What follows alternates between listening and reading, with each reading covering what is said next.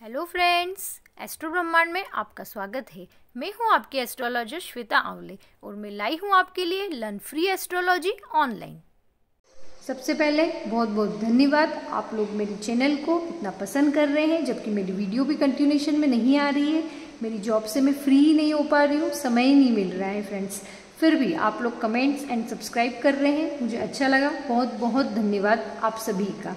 Okay friends, आज का हमारा टॉपिक है गुलिक कैलकुलेशंस। गुलिक क्या होता है और इसको हम कुंडली में कैसे फाइंड आउट करते हैं।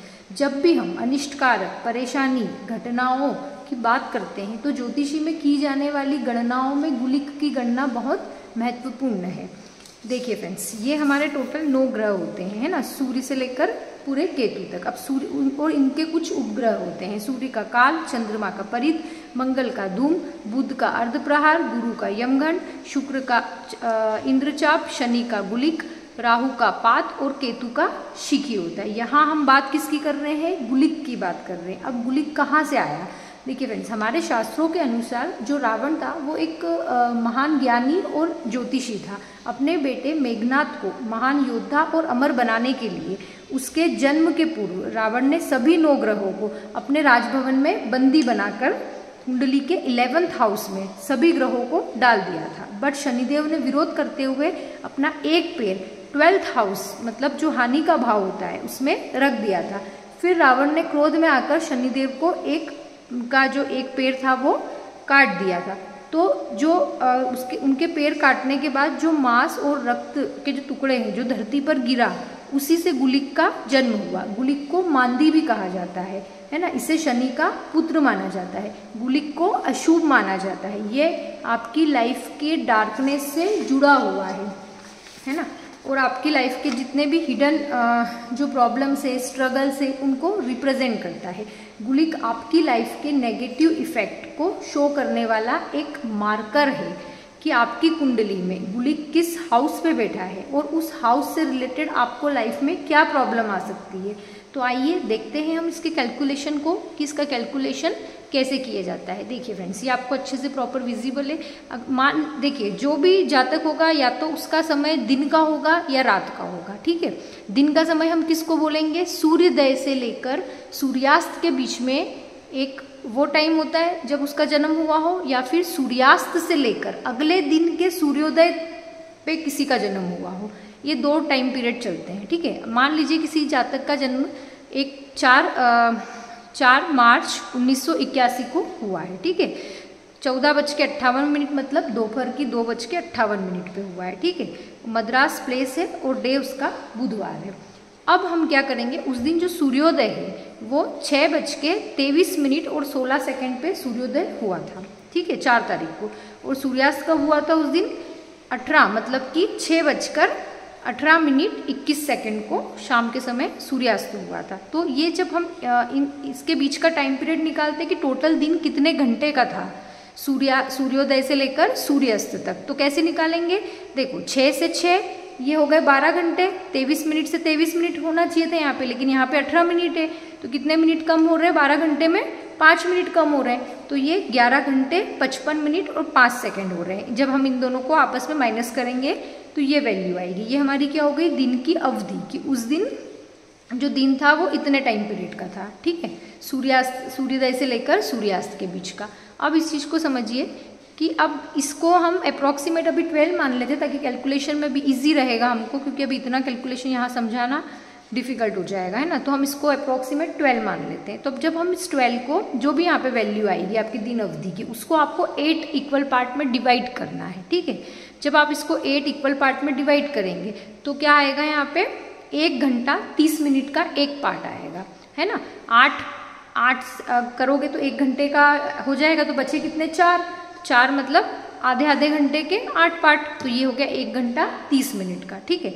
अब आपको क्या करना है? सूर्योदय का टाइम लेना है। जिसमें सूर्योदय का टाइम क्या था? 6:23 16 अभी हम 16 को छोड़ देते हैं। 6:23 को हमने अभी लिया है, ठीक है।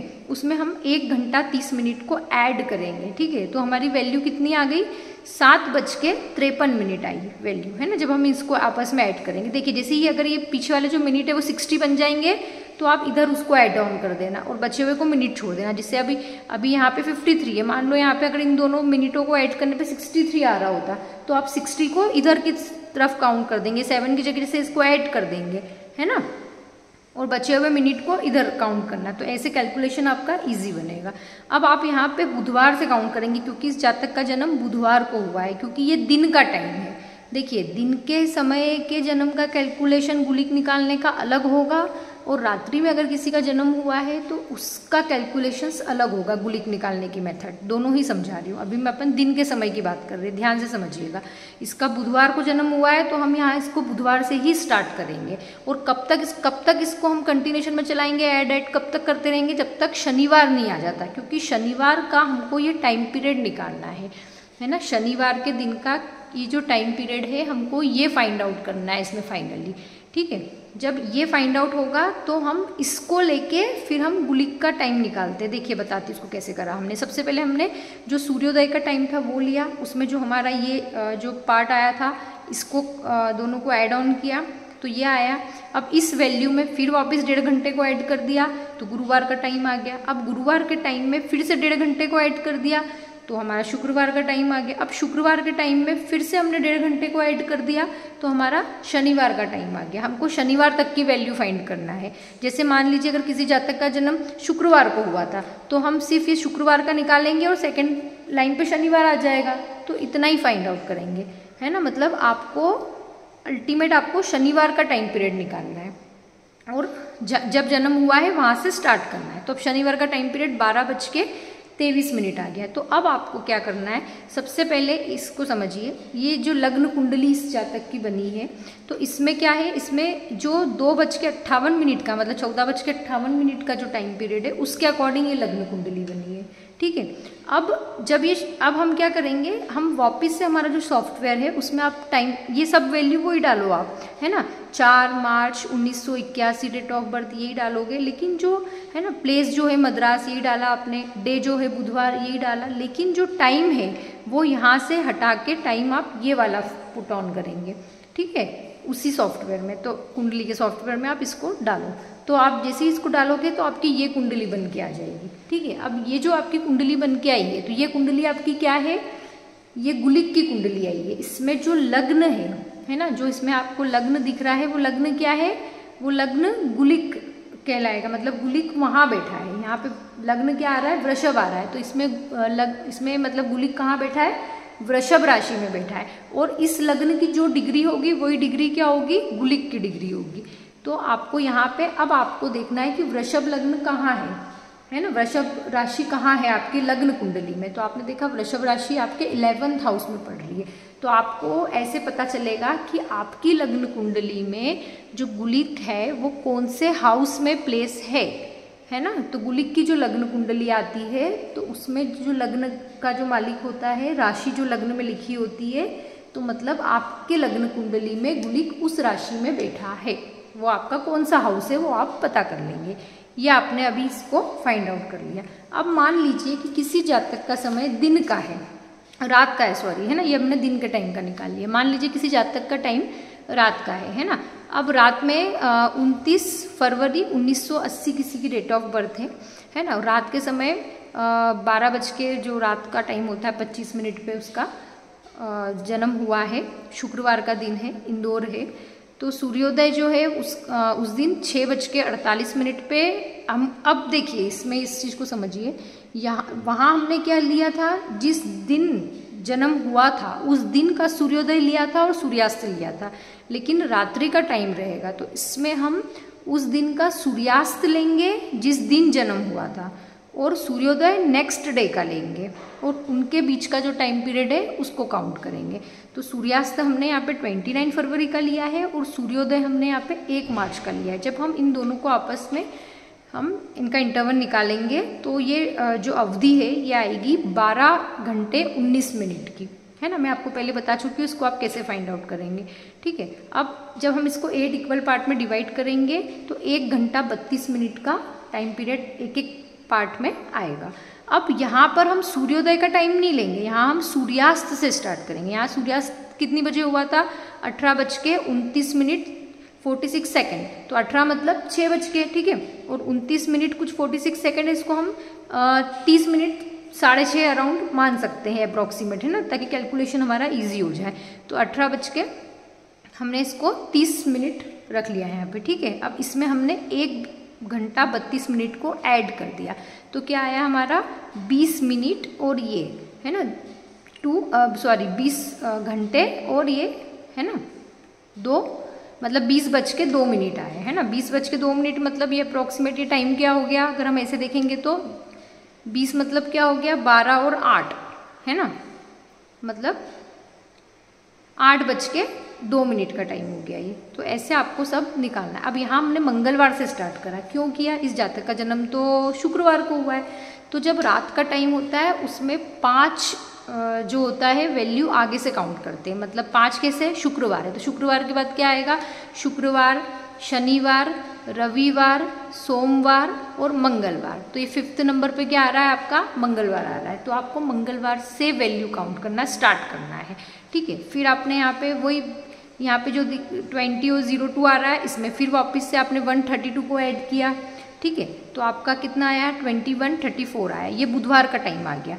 अब इस वैल्यू में फिर से 1 घंटा 32 मिनट को ऐड करा तो गुरुवार का टाइम आ गया। इसमें फिर से हमने, अब जब ये 23:0 से ये गुरुवार का टाइम है, इसमें 1 घंटा 32 मिनट को ऐड करेंगे तो 24 के बाद आगे और वैल्यू आएगी। तो हमको क्या करना है, उसके बाद 24 के बाद जब 24 के बाद वैल्यू आएगी ना, तो सिर्फ फिर मतलब वो 24 के बाद 25, 26 ऐसे नहीं करना है। उसके बाद फिर हमको क्या करना है 1, 2, 3 ऐसे स्टार्ट हो जाएगा। तो जो मिनट है वो लिखाएंगे, ठीक है। तो हमने इसको जब करा तो ये 36 मिनट आ रहे हैं, ये शुक्रवार का टाइम आ गया। अब इस 36 मिनट में 1 घंटा 32 मिनट को फिर से ऐड किया तो 2 बज के 8 मिनट का टाइम आ रहा है शनिवार के दिन का। ये 2 बज के 8 मिनट के टाइम को हमने क्या करा, अब देखो ये जो रात का जो टाइम था, है ना, इस टाइम के अकॉर्डिंग लग्न कुंडली ये बनी थी। ये जहाँ जो ये रात को 25 मिनट का टाइम दे रखा है ना, 12 बज के 25 मिनट पे जन्म हुआ था, उसके हिसाब से लग्न कुंडली इस जातक की ये थी, ठीक है।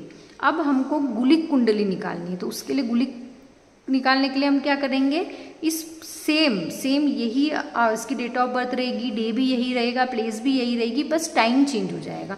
टाइम यहाँ पर शनि का टाइम लेंगे, शनि का टाइम यहाँ पर क्या है 2 बज के 8 मिनट, तो हम इसमें यहाँ पर वैल्यू रखेंगे 2 बज के 8 मिनट।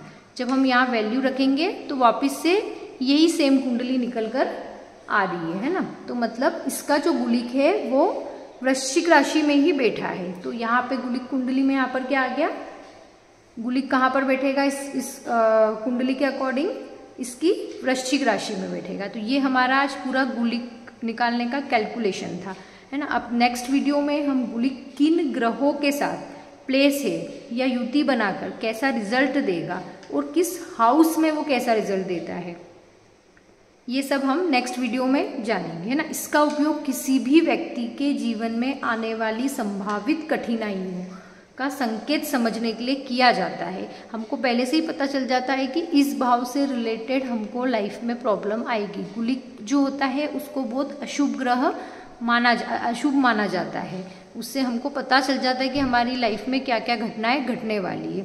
अगर आपको मेरा वीडियो पसंद आया हो तो मुझे कमेंट्स कीजिए, लाइक शेयर सब्सक्राइब करना ना भूलें। मैं बहुत जल्द ही गुलिक का पार्ट 2 लेकर आऊँगी। Thank you so much for watching.